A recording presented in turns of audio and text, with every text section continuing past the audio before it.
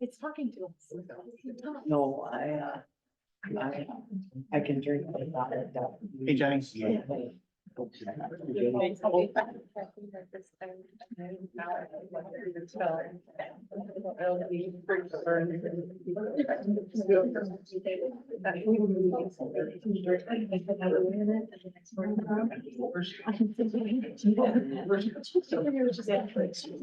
was like, watch that. Yeah.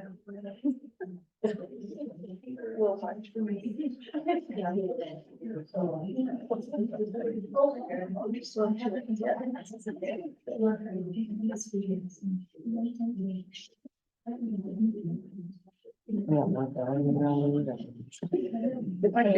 Julie, I have 7. Do you? Okay. 6. All right. Wait till. Yeah. I told you that. My dog is right here. No, I was here today and Jen was here. All right. Vacuum. We'll get started, call the meeting to order, and we'll begin with the pledge of allegiance. I pledge allegiance to the flag of the United States of America and to the republic for which it stands, one nation, under God, indivisible, with liberty and justice for all. All right. Thank you, everybody, for being here tonight. It's nice to have a full house. We'll start with the open public forum, and we have the Park Amenities Committee listed first, but if there's people after that who'd like to speak, you'll be welcome to. So, Park Committee, you want to step forward? Hello. Do I have to state my name too? Yeah. Okay, Please. so Kelsey Odegaard, and I am with the Park Committee. And we wanted to just touch base with you on where we are at with our fundraising efforts. And so we got a report from Heather at the city office on what was all donated, and we broke it out into the different events that we've already had, even though it's only March. So from the Glow Party, we made $294. From the soup and sandwich with the Easter Bunny, we made $18.23. And then Egg My Yard, as of Monday, when we got the report from Heather, it was $558. But Brianna just put the rest of the totals in today, and it's a little over 800. Yeah. And then the Luminaries brought in 280. Our t-shirt fundraiser that's ongoing all the time. We add new designs to it, is at $696.53. And then just miscellaneous donations that have come in at $345.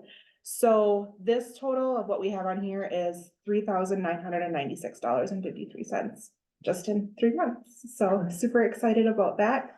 We have a couple things already in the works. In May, we're gonna do a muffins with Mother's Day brunch. We haven't quite figured out what we want to name it yet. And then I know we've talked about doing a bowling fundraiser in the fall and a couple other fundraisers still coming up. So any questions?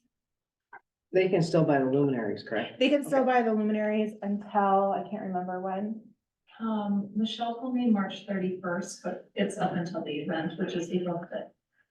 April 5th is the event date. Good. The soup and sandwich supper was great. Yeah, actually, we had a really good count, and at like 5:15, there was literally nowhere for a group to sit, and so they were sitting up by the stage, which was really exciting. I mean, I was like, oh crap, how do we get more chairs and tables out? But it was really good, and it was so heartwarming to see like everyone come together for it and be excited about it and talk about it. So that was really exciting. So yeah. Thank you to all of you who put the hard work in on all the committees. Thank you. It's paying off. All right, open public forum. Would anybody else like to address the council? Loretta?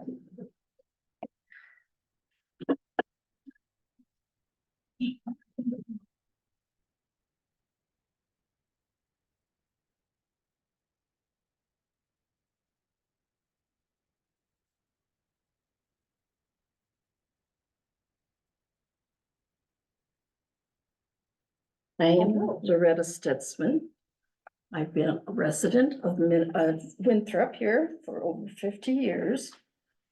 I guess it's really I've become aware the last few years that our federal and our state government is getting more and more corrupt. And it's only after I've started attending our city council meetings that I feel our local government also has a problem with corruption. A few months ago, a member that was on the council was treated very rudely and was harassed by another member's son-in-law. This poor treatment and so forth made this council member resign. And I felt terrible about that. So now that same council member is trying to load our council by encouraging and nominating a family member and a former friend or former family member and a friend to the open position of Pete Mahike. I encourage each one of you to really look at the candidates tonight. Look at what they stand for and what they mean and what they've done for our community. It's really important to get a new council member that will be the best for our community. Thank you. All right, thank you, Loretta. Do we have anybody else?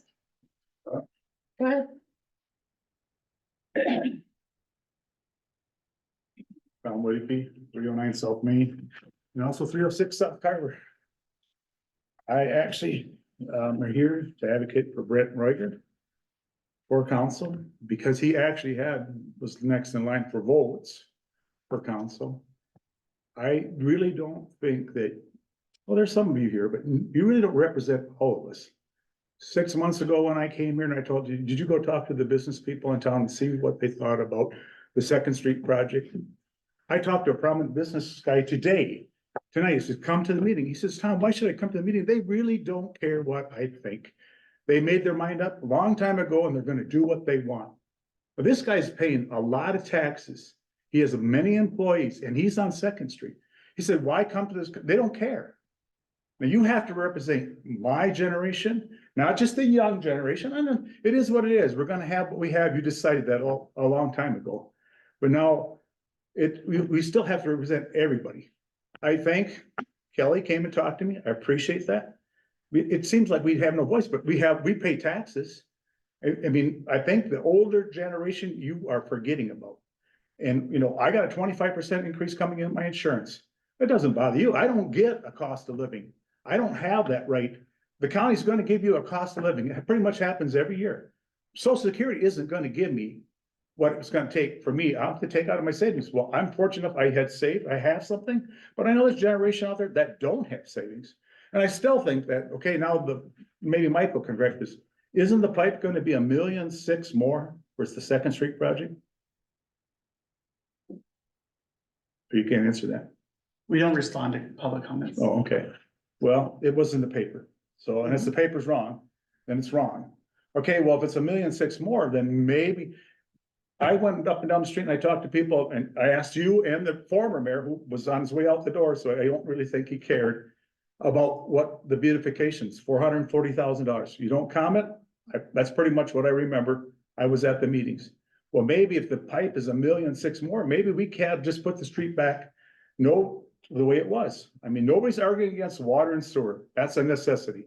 Nobody's arguing that. But today I was up moving snow this morning. Would you want to shovel around all 17 flower pots and things? I mean, it was terrible. It was like heart attack snow.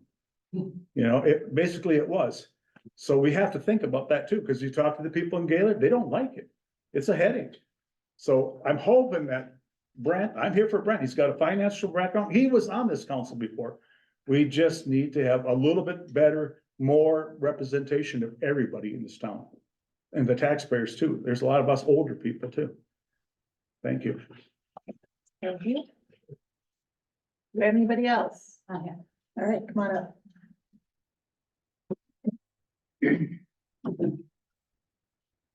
I'm Kathy Hubble. I have two homes. I have one on Hennepin and one on Second Street. Two things. I had a water pipe burst and I have a $7,000 water bill in 1 month. I can't afford it. Wondering if somebody can help me out, at least with the sewer part. Second part is now I live on this end of Second Street. So I went through Hennepin construction. Now I'm going through the Second Street. On the 11th, so the 9th, I went and I found sticks in my gardens, and I didn't plant my gardens, the previous owners did, but she had a beautiful garden. I went to the city on Tuesday saying, hey, it's not even spring yet. Can I have time to move my plants? When I came home Friday night from work, and I work in Glencoe, so I don't get home till late. Today happens to be my day off. All my plants are dug up. They're all just pulled out, thrown away. And there's at least 10 bushes they took out. Are we gonna get any notification that this is gonna happen? There's no marks of what's gonna happen. Neighbor on the other side has bushes closer than mine were, and they're still there. But that's all I have. Thank you.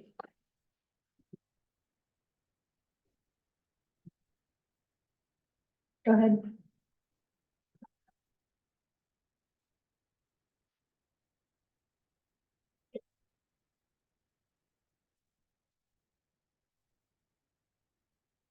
I'm Marlene Repke, and I'm just up here just to talk to you, just to let you know that Brent Roger had been on the council before, and if you check back to see how many votes he got the last time, he had over 216 votes. So I think when you're looking at someone to put on the council, I really think you have to take that into consideration, because there are over 200 people in Winthrop that for sure want him on the council. Thank you.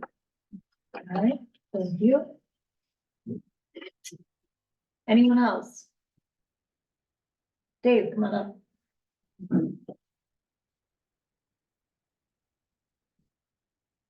I'm here with regard to the appointment to the council. 5.1, after the last meeting, I had sent an email to Kelly. And I don't know if he shared it with any of you or not. It actually doesn't matter. But when I look at this, I think this is really a question of integrity for the council. It's a question of legitimacy for the council. The council established the process and the requirements for how you were going to fill this seat. It's in your minutes. It was namely an application. Second, you had to appear and address the council. And 3, you had to be subject to questions from the council. There's only one candidate that actually fulfilled the requirements that you guys set. Whether you agree with his stances on the issues or statements he's made previously, it's really neither here nor there. You have to follow your process. And there's only one person who did that. If you want the council to be seen as legitimate, as having integrity, then you need to follow your process. If your city attorney was here, I assume he would tell you that you need to follow the processes you set out. You can't just rezone a parcel of property without following your process. You can't just annex a piece of property to the city without following your process. You have to follow your process. And you can't change this process tonight, what you set up before as to how to fill this position. You set your process up.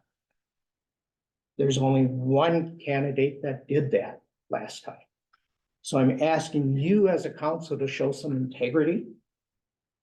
Be legitimate tonight. I ask you to follow the process that you laid out. Thank you. Thank you, Dave. Do we have any other public comment? I thought of it when Dave mentioned our legal counsel. It is difficult to sit here and not have a back and forth conversation and reply. Some of your questions are straightforward and it feels like we could or should be able to give you an answer.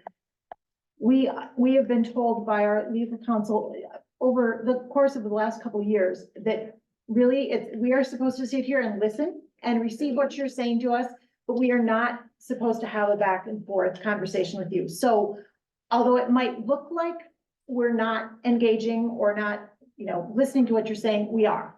But we're not gonna engage in a back and forth here at the beginning of a public meeting, because it's just inherently unfair. We don't have the background on the information that you might be discussing. And someone, if resident A gets a 10-minute back and forth with the council and resident B doesn't, that's inherently unfair too. So I just wanted to make that clear. We are listening to you, but just please don't expect a conversation at this level.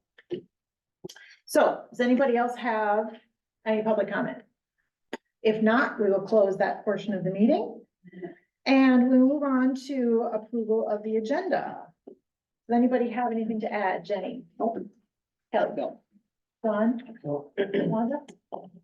Michael? The other thing I wanted to point out is on 6.1, the original agenda, not tonight's agenda, it's corrected out here, but I pushed in the wrong button. It should be 5.26 million, not 2.26 million. That was the original agenda, but other than that, no.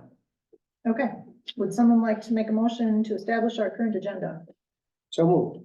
Motion by Kelly. Is there a second? A second. Second by Wanda. Any discussion? Any discussion? All those in favor, please say aye. Aye. Opposed, same sign. Motion carried. All right, our consent agenda had minutes and financials, which you've all had a chance to look over. Does anybody have any questions?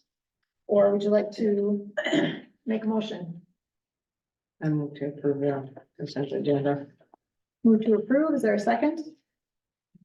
I second. Second by Wanda. Any discussion? Any discussion? Any discussion? All in favor, say aye. Aye. Opposed, same sign. Consent agenda is approved. All right, moving on to old business, 5.1. The resolution 2024-008, appointment to fill the vacancy. So this was tabled, the item was tabled at the last meeting, and just as background, I think it's good to just sort of review what got us here. Last fall, we had a really unusual, unfortunate series of events. We had a council member who resigned, and we had a council member who was very ill and unable to attend meetings for quite some time. And then our mayor was moving. So we were suddenly faced with, if we didn't appoint people to the council before January 1st, we would have been unable to conduct city business in January. So that appointment process was a little bit different than this one because we really had to get it done very quickly, or the city would have been in really bad shape. We couldn't have paid any bills and conducted any city business.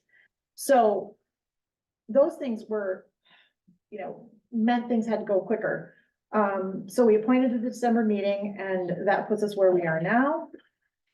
After Pete's death earlier this year, which is still, I find it really bittersweet that we have to appoint for this position because there's hardly been a council meeting when I didn't have Pete sitting right next to me, nudging me once in a while, telling me what he thought about this or that motion. But the council decided to take applications for the open council seat, and we've had 3 residents who have applied, and we are thankful for each of them who's willing to step forward. There was a motion last month which failed because it didn't have a majority, which brings us to tonight, and we do need to appoint for that position. And I think if the 3 applicants would like to make a 2-minute statement, again, you're welcome to. If you'd like to, I think we'll go in alphabetical order. So we could start with Jackie, if you would like to say anything to the council, in addition to the application you provided. Do I have to state my name? Hold on. So I've lived in this community for 45 years, over 45 years. I've been a homeowner for almost 30, and I'm committed to this town. As I moved a new house in last year. I've worked many years with public, working with budgets and grants. And I feel that the time is now to give back to the community. As we have a lot of positive happenings going on, and I would like to help with forward progress along with having a community that attracts businesses and other families. Thank you very much. Brent, would you like to give us your 2 minute? It won't be 2 minutes. I know that's hard for you to believe that I take less than 2 minutes, but Brent Ruegger, thanks for the opportunity. I just want to say again, I've had prior experience sitting on the city council as EDA board president for a number of years, as well as sitting on that board for quite a while. So I do have experience working with city matters. Been involved in a lot of different projects in the city. So the only other thing I'm gonna say is I want to appreciate, or I want to acknowledge the people that came up here and supported me today. I did not ask them to do that. It's not my point to have a drumbeat of people coming up and saying, hey, we think it should be him. It's your decision. But I want to thank them for showing faith in me and coming up and supporting me. So, but again, I didn't ask them to do that, so it's on their own volition. So, thank you. Thank you very much. Ed, you're last on the list.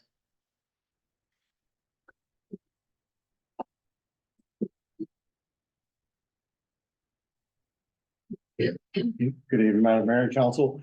So Ed Stoll, 410 Sleepy Hollow Road. Been in this community since 1995. Little time where I lived in the country outside of town, but been part of this community for a long time. Served on the ambulance since 1997. Again, I was served on Lafayette's ambulance for a short time when I lived out in that neck of the woods, but as soon as we moved back to town, bought our house in Sleepy Hollow, I was back on the ambulance shortly thereafter.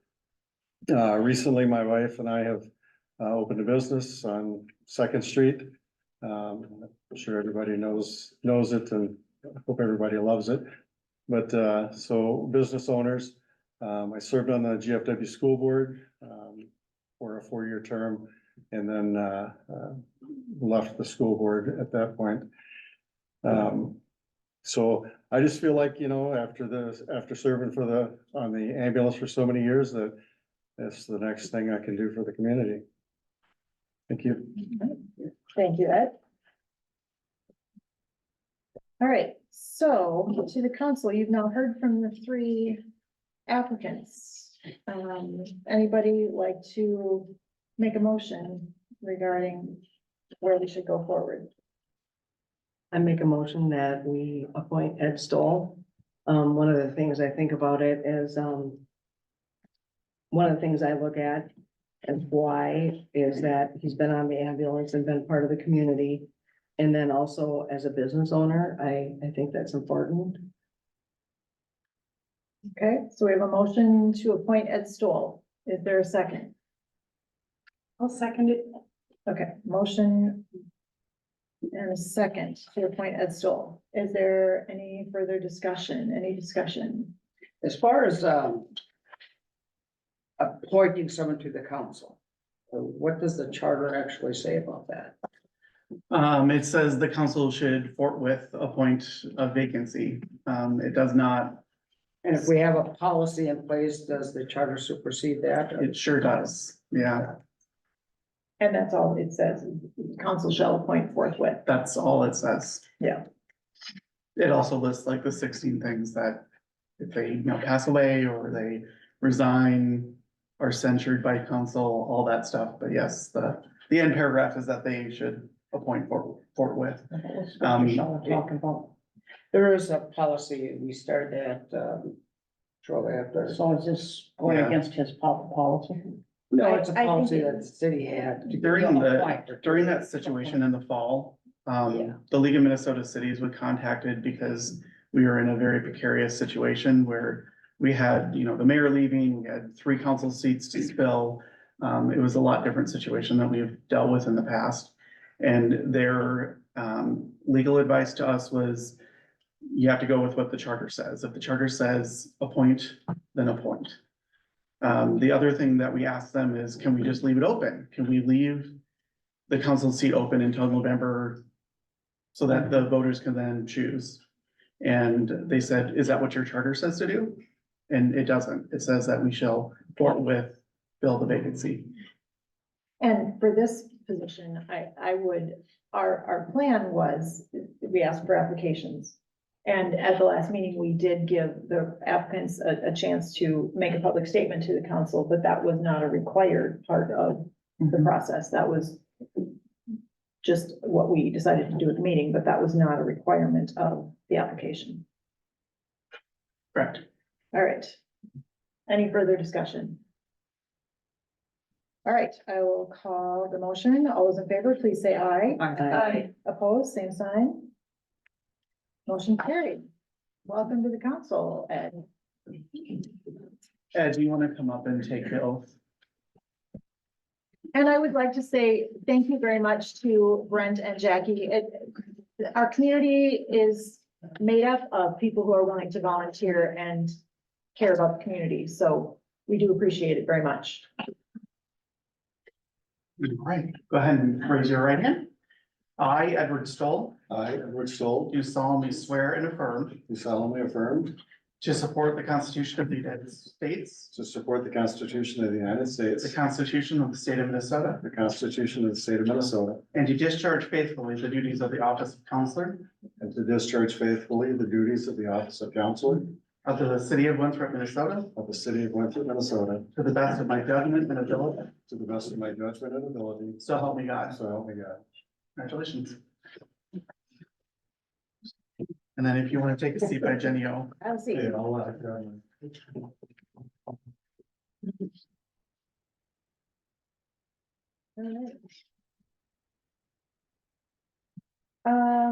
Let's see, we can move on to the next new business item, 6.2, resolution 2024-011, the private sewer line improvement special assessment. Michael, what you got? I think you meant Oh, 6.1. 6.1, did I miss that? That's You're okay. right.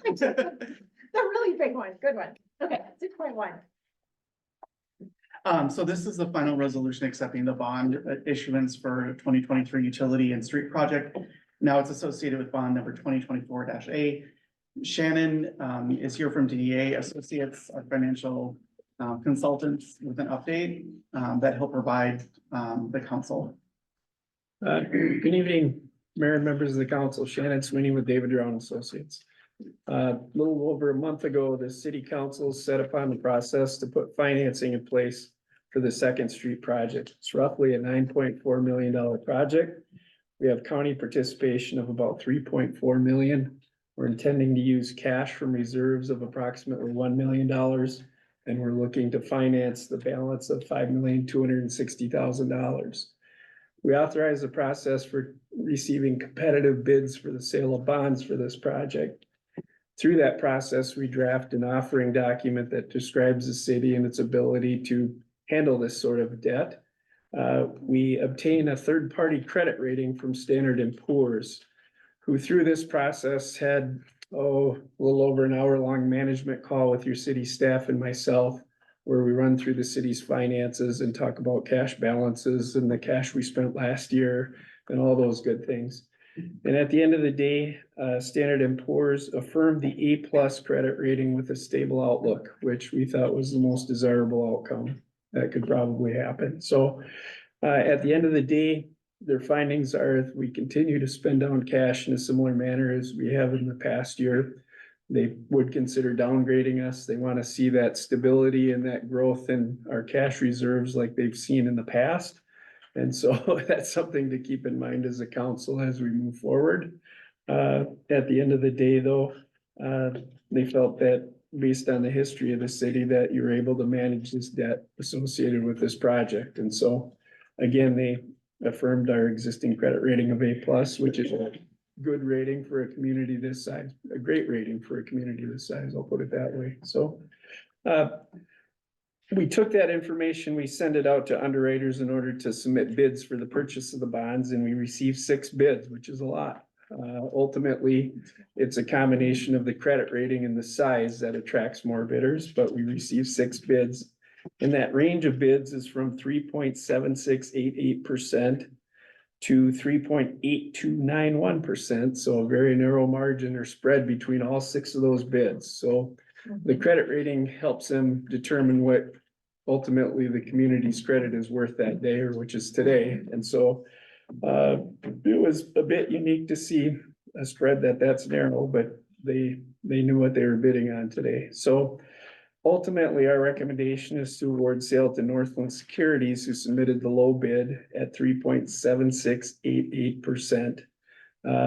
There was a draft of the resolution that was emailed to the council. It's approximately a 30-page document that gets amended to include this bid tabulation as well as the bid results from the other bidders. That's the only change that was made to that resolution today, other than submitting or including information from the low bid received. You'd be asked if you choose to proceed to adopt that resolution, providing for the award of sale. If you do that, on May 1st, we will close and receive the funds and have those available to pay project costs for a contract that you've already awarded. So happy to answer questions regarding the process, the amount being borrowed, all those good things. All right, you got Shannon's brain here, so if you have questions, it's a good time to ask. I've got to ask you, on the other bids, other than, Northland, Yeah, they've got, 4% straight down. yeah. How do they come under, you know? We evaluate it based on that net effective interest rate. And it's a combination. Most of these bids have bid premium, Kelly, and this gets confusing. So I'll try to make it understandable. At the end of the day, when an underwriter bids with premium, they're offering to pay us more than we're asking for our bonds. So we were issuing $5,260,000 in bonds. And the low bid is actually ultimately giving us more than that, when you factor in all the issuance costs that they would normally be paid. So we received bid premium of about $60,000 on that low bid. We're using that to pay a portion of that underwriting expense. And at the end of the day, that gets factored into that net interest rate of 3.7688%. And so while you see, interest rates, coupons, we call them, that may look higher than the net effective rate, it means, for example, on the Stifel Nicholas bid, we were selling $5,260,000, but they were offering to pay us $5,391,370. So quite a bit more than we were actually borrowing. What typically happens when you receive that sort of premium is you use it to resize the bond issue, which means actually borrow less at the coupons that are designated. In this instance, we had a significant cash contribution that wasn't impacted. The premium that we received ultimately went to underwriters' compensation anyway, so there wasn't really a need to resize in this instance. But for example, if Stifel had been the low bid, we would have issued less, but at a higher interest rate, which has a net effective rate that's 3.798 rather than 3.7688, which is the low bid. I know that seems odd, but that's the way the underwriters make money in 2 different ways. They make money based on a discount that they're paying or collecting from the bonds that they issue, so they take a cut of ultimately what they're buying from you. And then they can make money by reselling those bonds at a different interest rate.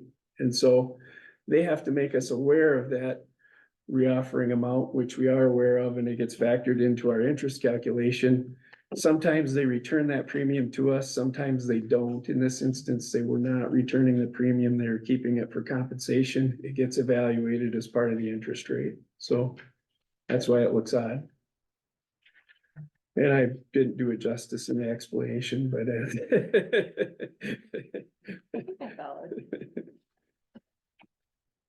All right, other questions? All right, if not, someone would like to make a motion regarding the resolution on the issuance and sale of the GO bonds. Here, I make one last comment Yes, that the please. council should be aware of. This interest rate was below what we had projected at your last meeting, so debt service is almost $10,000 a year less than what we were previously projecting, so. Which is gonna affect fees. It, Oh, that's ultimately, it fabulous. goes to tax levy and the way we have it structured by reducing the levy by that amount. But, at the end of the day, you should be aware that you saw tax impacts, utility rate impacts previously. We're underneath that with the bids that we've received, so it was a good bid and we're selling at a good time because interest rates are a little bit less than what they were when we were planning this a few months ago. Well, thank you. That was a nice little Yeah. additional bit of information. $10,000 a year less is nice. All right, somebody like to make a motion? I'll make a motion. Motion by Jenny, is there a second? I'll second. Second by Dawn. Is there discussion on the resolution? Any further discussion? Any discussion? All those in favor of the resolution to issue the GO bonds, please say aye. Aye. Opposed? Motion carried. Thank you. Thank you. Thank you, Sharon. All right. Now we can move on to 6.2. Private sewer line improvements. A little bit of an unusual situation. We have a private service line on Main and Fifth. You know, generally, this is not something that we worry ourselves with, because they are private sewer lines. However, the estimate to fix this line is almost $22,000. And, the two individuals that were looking to split the cost on the private service line approached council. Council has in the past, as early as 21 and again in 19, paid for this and then assessed it to their taxes at an interest rate. These are pretty significant repairs that it's gonna go on. The two service lines come in at a T and then they go right to our sewer main. So that's why they're considered private service lines. So in effect, what council is authorizing today is to say, yes, we'll pay the 22,538.37 to an authorized company, General Rooter of Southern Minnesota, out of Mankato, Minnesota. They are licensed, bonded. If anything goes wrong, we pay it for them, but then we assess it over the next 5 years at 4% interest. Or excuse me, 5% interest. It's always 1 point more than what we can borrow money for. So there's two homes that have to have. Yeah, the two homes are actually connected in the middle, almost the middle of the road, and then it goes west to the sewer main. So it's actually two services being affected by this one. And that's not, it's not completely uncommon. We're gonna see that a lot in downtown. The sewer lines literally go underneath each other's buildings, through each other's buildings, they share lines. It was pretty common back in the day. I mean, you knew your neighbor, why not save a few bucks? And they would just tie them together. We have water lines like that in Winthrop. But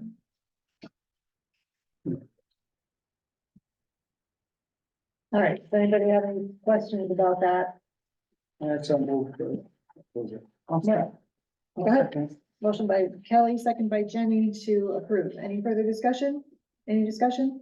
All those in favor, please say aye. Aye. Opposed, same sign. Motion carried. All right, 6.3, resolution to accept the resignation of EMS personnel. this is just another resignation and the reason it comes before council, it accepts the resignation and then pays out their retirement. Okay, I moved to approve that. motion by Dawn, is there a second? I'll second it. Second by Jenny. Any discussion? Any discussion? Any discussion? All those in favor, please say aye. Aye. Opposed, same sign. Motion carried. All right, moving on to 6.4, replacement of the sewer diverter pond structure. That sounds exciting. It's really exciting. So I did include pictures in your packet. I wish Troy was here. Obviously, he was pushing snow all night long and making sure that it wasn't slippery and slidey, so he went home. So there's really two things, 4 points, or 6.4 and 6.5. The pond diverter structure is all the way out by the ponds. So last year we fixed the east side. So I tried to take a good picture of that. It's the second picture on the upper right. There's kind of two sides that it goes on. One goes to the east, one goes to the west. It separates the sewage. We use it, sorry, Public Works uses it to contain the ponds. So one pond sits there for a while, then they put it to the other pond. It sits there for a while, and then it goes to the south pond to be let go into the. So the diverter has seen a lot of just wear and tear over the years. The original structure was put in around the sixties and then upgraded again in the nineties.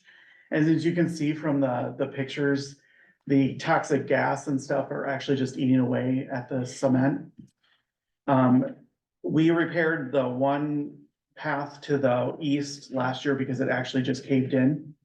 And we're seeing the same effects on the one to the west. So I tried to take a bigger picture on the lower right to show you kind of the condition of it. I didn't get down in there. I'm not Troy. But it is collapsing as well. And so, you know, we're really lucky that we didn't have a really heavy snowfall because we're really concerned. Right now, we are diverting to the east to avoid interruption. So with council's permission, we would spend $49,895 with Jerpy's Construction. They would repair that structure, the box structure, and the pipe that goes to the west pond. All at one time. It's not a lot of the pipe, it's actually the actual box that it sits in is gonna be the expensive part. Are they taking out the old one and then? Yeah, they're taking out the old one, Upgrade. putting a new one in, covering it again, and then redoing that structure as well. Do they have to wait until the ground is warmer or they can? This one they don't have to, Okay. no. All right, and it says it would be paid for out of the sewer enterprise fund. Yeah, that one gets paid out of the sewer enterprise funds, which does have funds available for the fixing that. And I will say that, you know, we've already looked at ways to help prevent this in the future. We went to the conference a couple of months ago, I think a month ago now.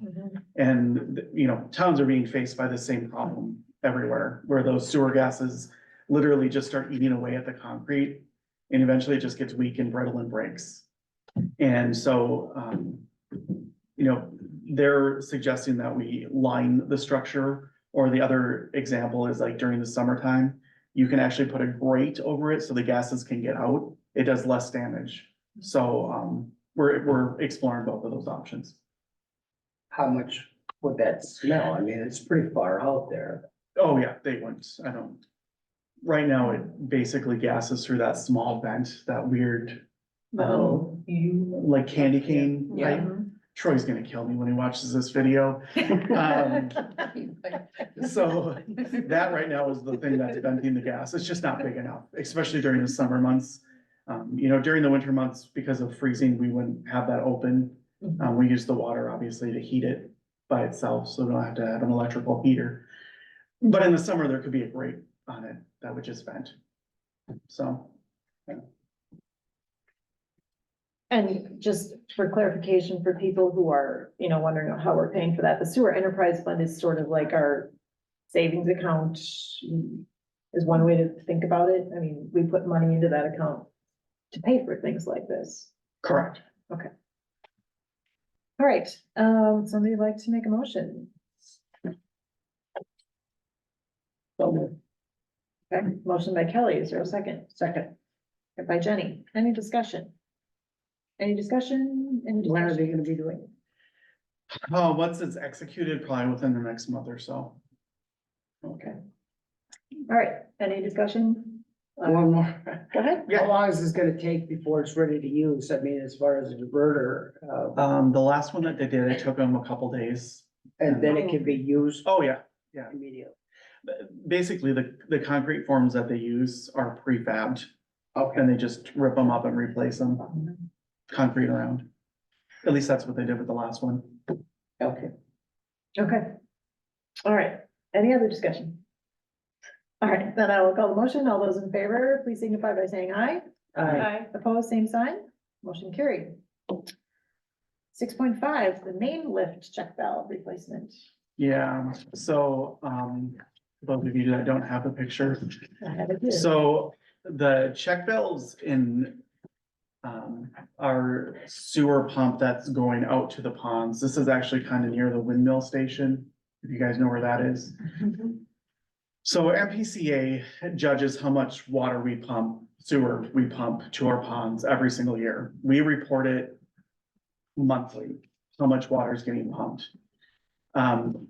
So both of these, as you can tell, are getting aged, but they're replaceable. It's actually the valve, the seal inside of them. So the water is pumping out, physically pumping out to the pond area. And then like normal, some of it doesn't get all gravity fed, it comes back. Well, that's feeding back into our system and it's having to repump it. So, we had some experts come out, they looked at it and they're suggesting, highly recommending, that we replace the seals inside. Because what is going on right now is that we're basically double pumping the water. It's pumping out and it's coming right back in. And so like last year, MPCA, we had a drought, a really significant drought. We actually only, released water one time last year, because we just didn't need to. But our pumps and the amount of water going through the pumps was double the amount that it normally is. And so it looks like our ponds should be at capacity and they just weren't at all. So, we go out there, we measure the ponds and we report back, obviously, but, based on the amount of water that they're pumping through, it's because the seals are not working. So what would happen if we had a really, really wet season? I mean, right now, they would just keep pumping.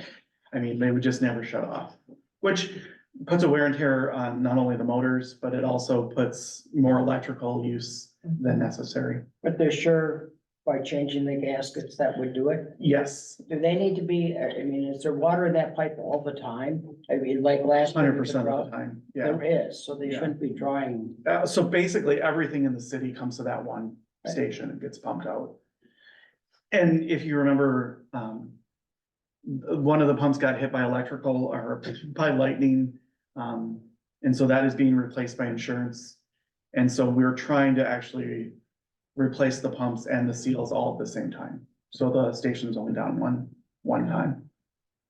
How long will that be down? They would do one day and one the next. It won't affect anyone in the city though, No, it should not. as long as they're. Okay. All things considered, they should be able to replace one and then get that one online and then replace the next one. Right. We did receive, just so you know, we did receive 2 bids on this, but the second bid came in incomplete. So we only had 1 bid to present to council. All right. Council, what are your wishes on that one? Oh, and I should say, this is also getting paid for by the enterprise fund. And the electric fund, since some of it's electrical. How long should those seals last? I don't know. I honestly, I'm not sure.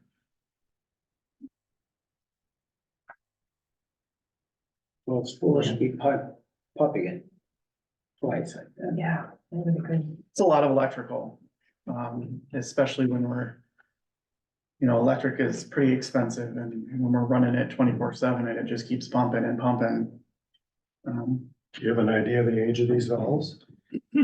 So Troy and I weren't we don't know the exact date that they were put into work, but we think the 90s, they were replaced when, so. Sometime in the 90s. So what's the cost of replacing the valve, or, the valve itself instead of just the gasket?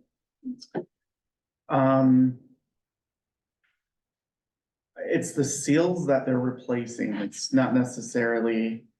They replace checks. So air release valve, the tool charge is $150, but the labor is about $9,000. The replacement of the check valves, again, materials is about $20,000. Labor is $15,000. So we're paying almost as much as labor as we are the materials. So we are replacing the valve or just the seal? Replacing the check valves and replacing the air release valve seals. For both.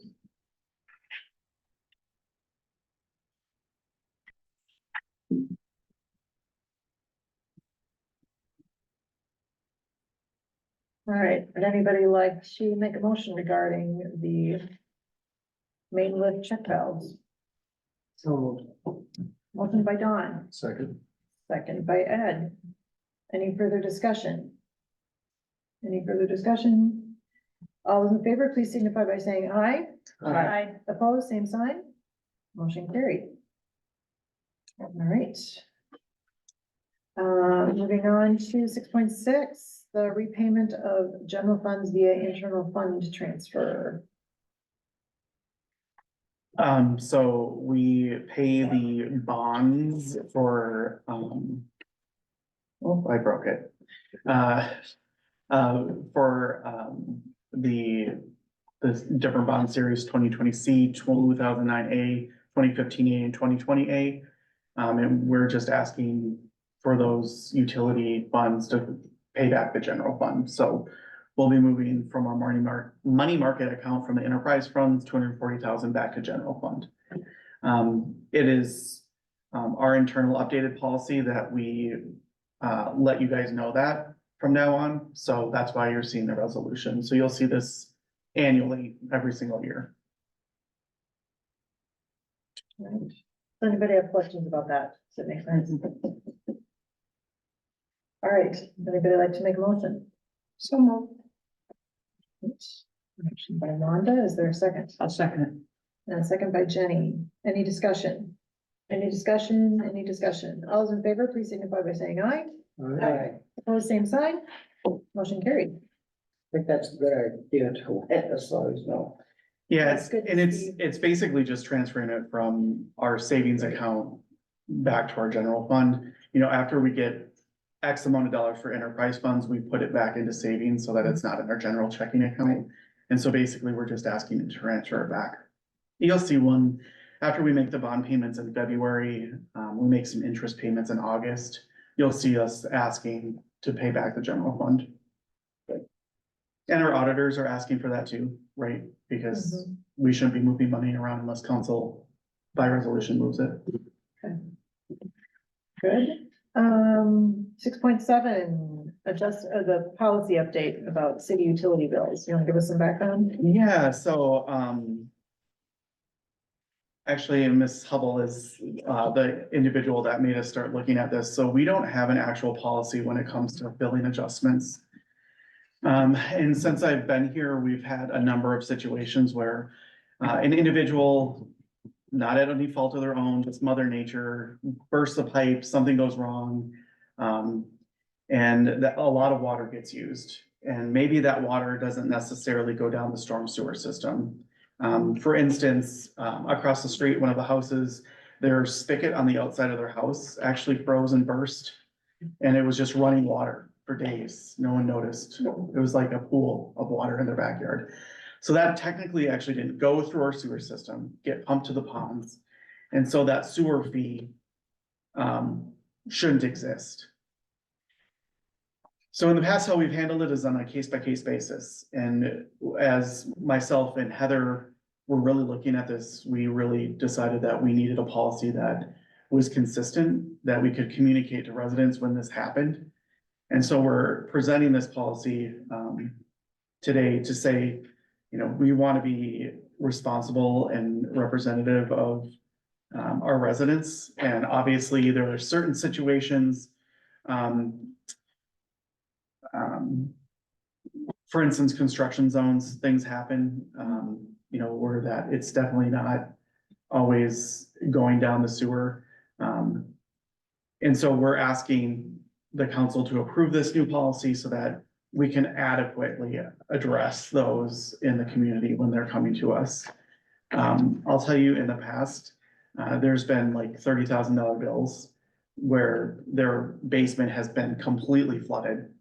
And in the past, we have not charged them $30,000. That would be outrageous, especially if it's corrective action, right? So the policy directly asks, have they taken care of the problem? Are they continuing to let their toilet leak? Are they continuing to let the water softener be broken and, draining all over the place? Are they addressing the issue?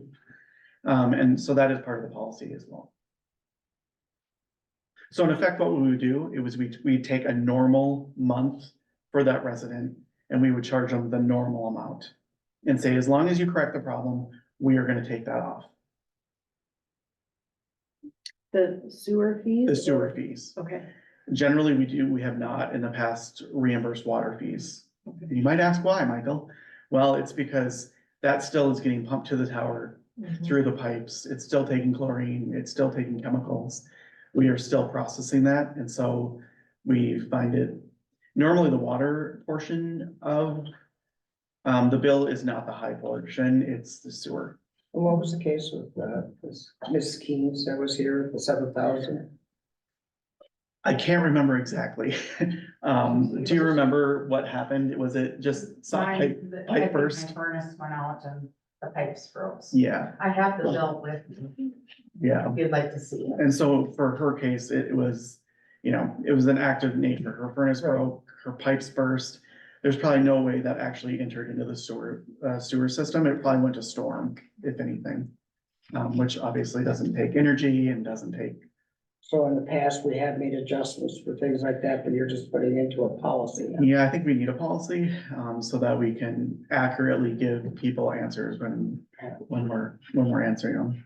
I would agree, because otherwise, if you happen to get, an answer from staff member A, and 6 months later, somebody else asks the next staff person and they get a different answer, that's not a good. Yeah, and honestly, this happens more often, obviously, during the winter time, and so when it comes up, it's relevant, right?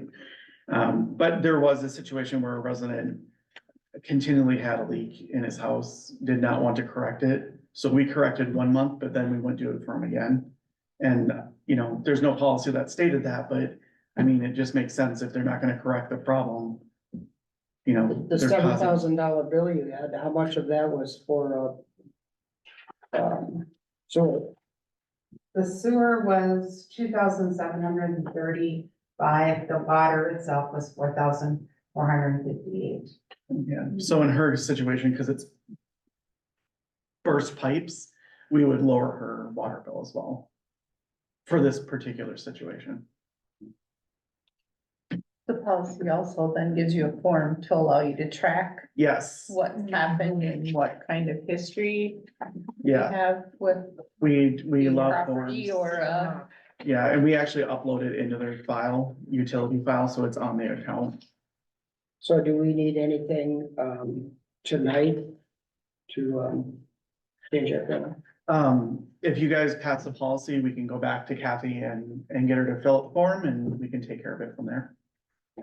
As a staff. And this policy has been pretty consistent. We looked at different cities. We asked on the League of Minnesota Cities post board.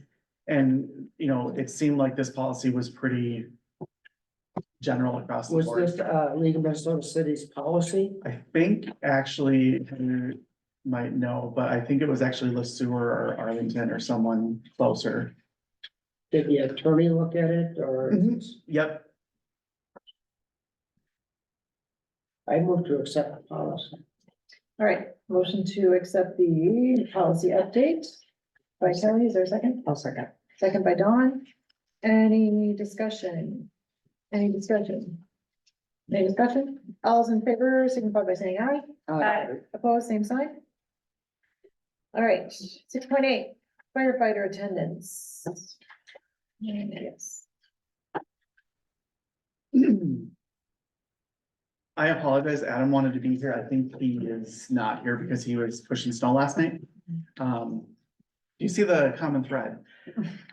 So the fire chief and the officers got together, within this last month, and they're asking council to update the attendance obligation to fire. So there are multiple situations where, our numbers are not consistent when it comes to emergencies. So for instance, they'll have 6 or 8 people one night and 19 the next. They really need people that are volunteering, to step up and, come to more than, just 1 or 2. So the attendance obligation, section 5, is really what changes the most. So the attendance at all regular meetings, trainings, and calls are mandatory for all members, barring exceptional circumstances such as an absence from city illness or unavoidable obligations. So we're not heartless. We understand if you have a funeral or a family obligation that you need to go to, we're okay with that. Approved absences will be at the discretion of the fire chief.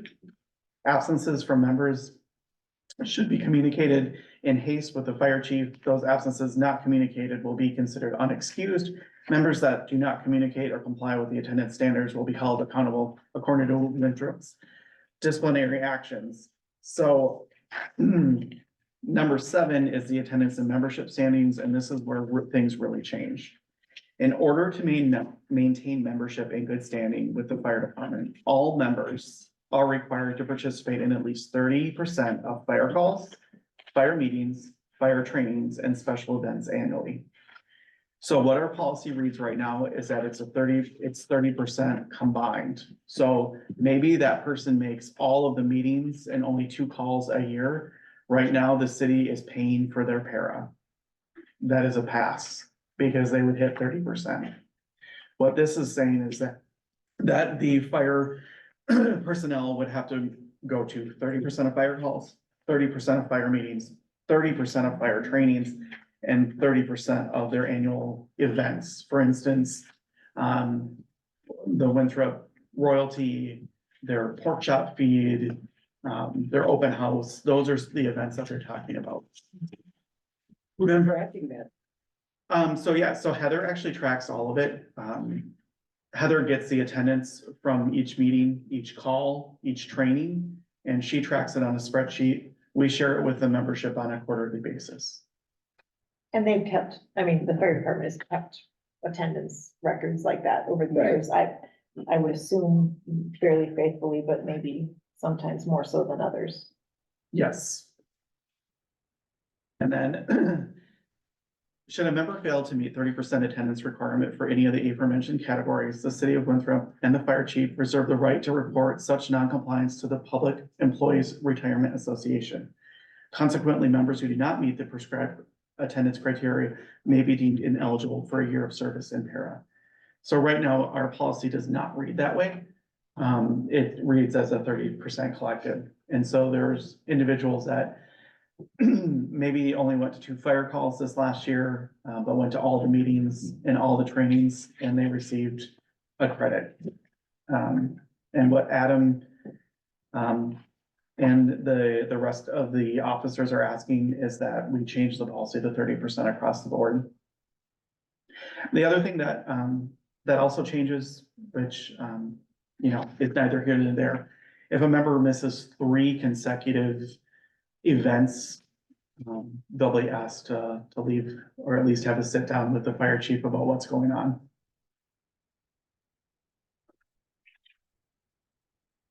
And this is the fire department is recommending it. Yeah, yep, these recommendations came from them. I'm sure it's frustrating for the people that are there all the time, if there are people that are not doing the same thing. I think it is. Is there a big problem with, is there a lot of people missing? I think it's just an accountability thing. I think some of them honestly don't really know how much they're missing. I think the other portion of that is that they maybe hadn't had accountability in the past and now they're going to. So yes, I will say 75% of the membership, this will not even affect or impact. I think if you look at it as a compliance thing for the city too, you know, we're sending firefighters out into pretty dangerous situations sometimes. And, you know, our insurance comes back on us and said, hey, that firefighter got hurt, cutting a hole up in the roof. Show me the last training that they went to, and then we show them our books and they hadn't been to a training in 2 years. I think that there are some liabilities there, and I think, you know, the other guys too are a little bit cautious about who they go into a house with when it's on fire, when that person hasn't been to a training, especially with their new air packs, you know, they're different. Yeah, for everyone, they're different. And making sure that you get the right training is really important. And that's what brought about some of the changes. This really put the pedal on when they went to the house fire in Gaylord. Without details, there was a house fire in Gaylord, we mutual aided. They had multiple problems with air packs and just certain things, and we went back to the attendance record and said, wow, the people that had the problems with the air packs were also the ones that missed the last 2 practices on air packs. And so we just connected the dots and said, we need to update our policy. That should be mandatory though, for the air packs. I mean, that's pretty important. It's very important. Yeah. It should be mandatory, but you say something to some of these people are like, well. Yeah, I know it. I worry You know, about that that goes. too, losing But people. I think it should be mandatory, they should be held at a higher standard, they want to represent the city, and I shouldn't have to look and see who's under the mask when I'm going into a house fire. Knowing that they haven't been a training. That's a huge liability for the city. I so move to accept this. Well, the policy update. Motion by Kelly, second by Ed, to update the firefighter attendance. Is there any further discussion? Any further discussion? All those in favor, please say aye. Aye. Opposed, same sign. All right, motion carries. I'll let you guys know too that I'll be at the next fire meeting. I go to them monthly, and just explain the new policy from our perspective. Please also, I mean, we've tried to do this regularly, but communicate to them how much we do appreciate their commitment and Absolutely. service. Like when I first got on the council, there was a deal with uniforms and dress, at their meetings, are they supposed to wear dress up type? They are supposed, I think they're supposed to wear. Yeah, That was a problem back then. Is it better now or? I think the only time that they have a lot of problems with that is when they come from their night shift, or maybe they get off at like exactly 7 or 6:30. They don't have time to run home and change. Yeah. So. I think it's gotten better. Good. Yeah. All right, 6.9, the fire tanker sale. So we're selling our old tanker. We received 4 bids. 1 bid did come in after I posted it online, so we did not accept it. Losing my voice. The high bid came at $10,851.98 from George Sheets. He will be responsible for getting the money wired to us within 30 days and picking it up within 30 days. We'll let him know that he's the high bidder once council approves it. The only thing that I will say is that the fire tanker, we do share that with the townships, so they'll get 50% of the proceeds from the sale. How does that work when, it's posted, like the end date? I mean, what Yeah. was the, So when it says by that date, it means by 12:01, the day of. So at midnight, the bids are closed. That gives staff time to go through the bids, get it on the council agenda, and identify the winning bid. yeah, I think there's some misunderstanding. I think some people felt that, you know, it was by the end of that business day. Yeah, we can definitely put a time on it next time. Just for clarification for anyone that bids on it.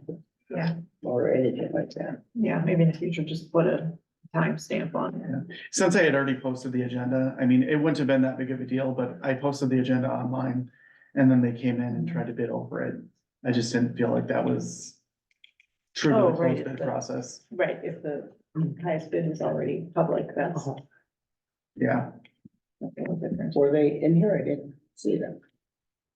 The bid. Yeah, generally with the closed bid process, we don't identify all of the bids. So they wouldn't have had that information. They wouldn't have known who bid. They only knew the total Oh, that was on that's, the agenda. yeah, you know, I said it was on the website. Yeah, Oh, I see what you're saying. Yeah. So you need a motion to accept that? I do, yeah. Somebody like, make that motion. motion by Ed, is there a second? Second. Second by Jenny. Any discussion? Any discussion? Any discussion? All those in favor, please signify by saying aye. Aye. Opposed, same sign? I'm going to oppose this simply because I want us to make sure we have tighter timeframes on that. Duly noted. All right, motion carried. Committee notices, updates. Michael, what do you have? Admin, EDA? Just an update on the EDA. They did, receive and approve a facade grant for one business in town, which is good. It's our first one. We have a second one in, and I believe we're gonna get a third application soon. Yeah, so the EDA is off and running.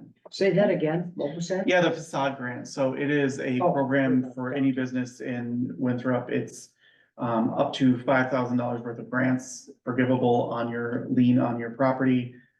20% each year falls off. So after 5 years, it's dissolved. That's for any business. It's within- 15. Yeah, 15,000. What did I You say? said five. I 15,000. was gonna Okay, I was say, like, The yeah. project can be up to $30,000. That's anywhere. in the Any business in city. Winthrop. Okay. All right, any questions for Michael about any of that? Adam's not here about fire, and we've kind of touched on that. Michael, what is the next fire meeting that you're gonna attend? It would be the second Monday. Second Monday, So, April. April 7th, First Monday. 8th.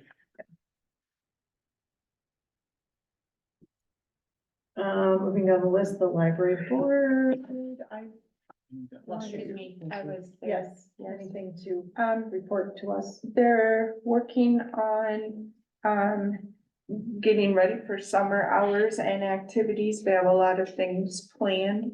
They're working on Friends of Education or Friends of the Library. It is going through process right now, so they're gonna do an informational meeting coming up some point in time here. Audra would like to do something to just to let people know where they're at in the process, because there were a bunch of paperwork that had to be done to establish that organization. And they're already getting ready for activities again through like the Farm City Fun Fest days, and it talked about the parade, those kinds of things. So they're working on and trying to, they're also looking at a refresh of the library to try to see what it would take to redo some areas like the front desk and where the computers are and things like that, to give more effective traffic flow and better use of the space, and also a safety issue with not trapping whoever the person at the desk is behind the desk with no way to get out of there safely if there is an issue and things. So just looking at a bunch of those things right now and what we can do to just update some things to make a little bit more of a facelift for the library. Okay, good. Troy's not here for Public Works. Is there anything we should know about? I just wanted to let you know that on April 10th, Excel Energy will have a brief power outage at 2:30 in the morning.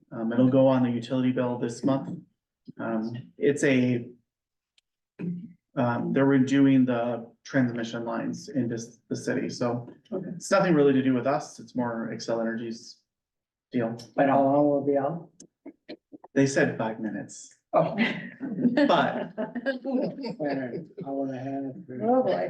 so we are letting our customers know, those that have like oxygen, emergency equipment, the police will be on, Troy's gonna be on, just to make sure that things go smoothly.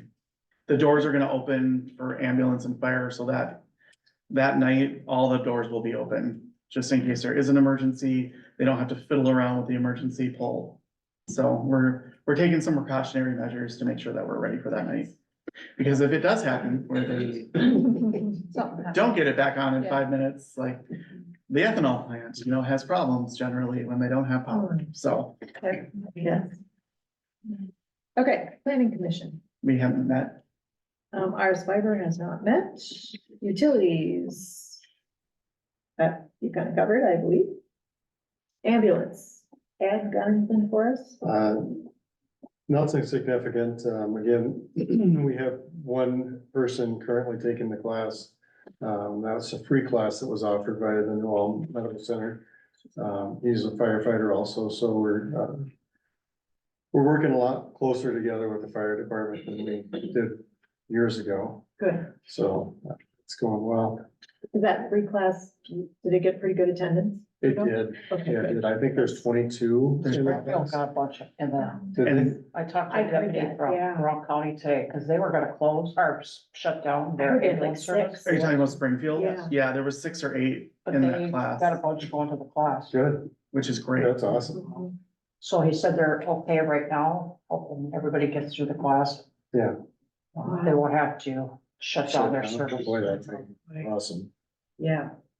We have more interest from the high school students. We have one, high schooler that's interested and one that's a senior this year that'll graduate that I think will take the class. His first year in college. So, yeah, some young blood, it's good. Yeah.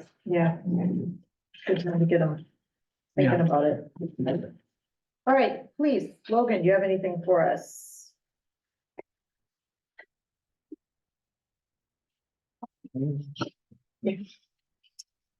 All right, sorry, I didn't get an extra copy of my report, but, yeah, the numbers are still same thing as every other month, we're still working hard. Had a few decent arrests this last month. I was, this last week, Wednesday through Thursday, I went to defensive tactics instructor recertification class, so got that re-up so that we can continue to give our officers and other agencies officers that needed training, so hoping to do that here soon. Do you do regular trainings, like, and open it up to other departments, or how do you do that? Yes, so when we hold a training class, obviously all of our officers are required to come, and then we open it up to Gaylord, Gibbon, Henderson, anyone else that wants to attend it is more than welcome to attend it. And then they will satisfy their yearly requirements for defensive tactics. So that was a very informative class this last week. Very sore afterwards, and but it was great. It was good. Don't see any black eyes. It must have been. Yeah, I mean, it was bruised, not too black that yet, but the police garage is awesome. We're starting to utilize it the way that it needs to be utilized. We still have some finishing touches that need to get done. But it's functional to what we need to be able to use it right now, and it's going great. What is resident watch? Residence watches are if a resident calls into us and say, hey, I'm gonna be gone for X period of time. Can you guys keep an eye on our house? So, I mean, you had 34 last month and only 5 this. yeah, so some of them drop off, and then it all depends on if the officer actually creates what we call an ICR. It's just a report. Officers are always doing them. It just depends on if they actually make an ICR for it or not. So, Everybody was on vacation last month. Yeah, apparently. yeah. Yeah. Wow. Not me. Kelly, were you on vacation? All right, any other questions for Logan? How's the canine? The K9 program is, we're taking a brief pause due to some unfortunate circumstances that came up, but our goal is to start up in the fall class, and the K9 trainer has been very helpful in the process to get us into that next class so that we can start it up then, so. We got to play with Kane a little bit this morning in a Yeah. police committee or admin committee meeting, so Yeah, so. very adorable. Very puppy. Yes, yes. All right, any other questions for Logan? No. Thank you for everything. Table commission, Dawn, got anything? I think, yeah, I think we had a meeting right after our last I meeting. think so. We're still working on doing that community education class to put your old photos onto a CD. So Wade and I think Jessica are gonna put that together, so it's talking about it when. So, and we do have another meeting Wednesday. There you go. All right, and the park committee, Wanda. Yeah, We can. yeah, absolutely. Okay, we met because, we are submitting a grant to see if we can, redo the South Park and it would become a community garden area with raised beds, handicapped accessible beds. Would keep the park shelter building, but add a little storage shed type of thing and some other curb and gutter access and water and those kinds of things. So we could do community beds for that, and people would be available to rent a space for, and the plots are, my notes, they were like 10 by 15 something, or 20. Something like Yeah. that, they were decent Fairly size. 10 by decent 20. size. I 10 think by it's 10 by 20, I 20. think that was it. And then we're looking at having a process if somebody would like a garden plot but can't afford the rental and the seeds and stuff, to put together like a scholarship thing that might be able to be something we could work with Garden Club or other people that might like to donate toward that, if there's people in the community that would benefit from having a garden, and because we know They even have seeds rules and, and. I remember it's yeah, gotta be and kept up. things. And Yeah, we had already. Yeah, there's a a list of policies. policy. And Heather put a lot of effort into Yes, putting to she did a nice disposal, job. and it's a Blandon grant, which is aimed at small cities under 5,000, so. We're not competing against the bigger cities like New Ulm, and I thought Heather did a really nice Mhm. job. Yeah, it was well done. Yeah. it was a So good idea. fingers crossed. And what about the play equipment that's there? That will, It is really moved. Okay, it's not necessarily compliant anymore, meeting. but would they replace some of that equipment? No, it would be all guarded area. Because all that's there now is that sort of old rope climbing thing, which is, at least 30 years old, because that's been there as long as I've lived in town. That's pretty old. And we also know there's a minimal amount of use happening at that park because we can monitor it from the cameras from the compost thing. So we know that there's not a lot of age appropriate children using the park, shall we And say? the other thing that's appealing about a, community garden is if you have some raised beds, it can serve residents who have mobility issues.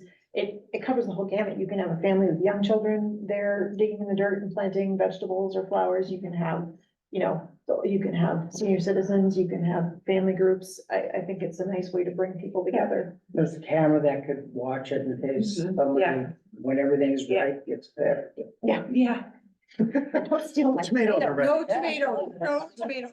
Yeah, there is a camera that faces that direction. I think, And- so, we just talked about capacity. Mhm. Are we ever gonna have the full capacity to replace that entire park? And I mean, we barely can maintain our 17-acre park, let alone all these small ones. So maybe we could turn it into something else, re-envision it so that it's not such a burden on public tax dollars.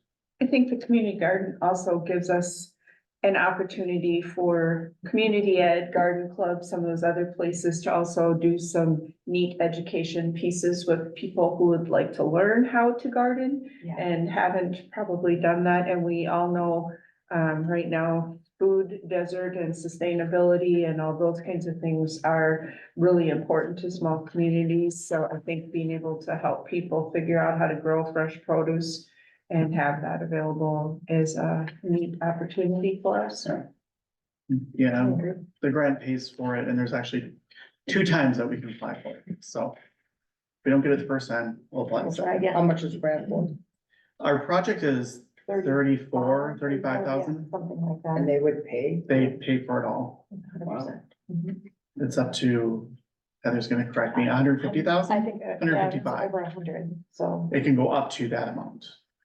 So Heather's put together a cost breakdown of the entire When project. will they find out if they receive the grant? I believe it's not until June or July. Oh, is it? Yeah, it was later. Yeah, So it Yeah. would be, it would be for. It would be for the- 2025. 2025.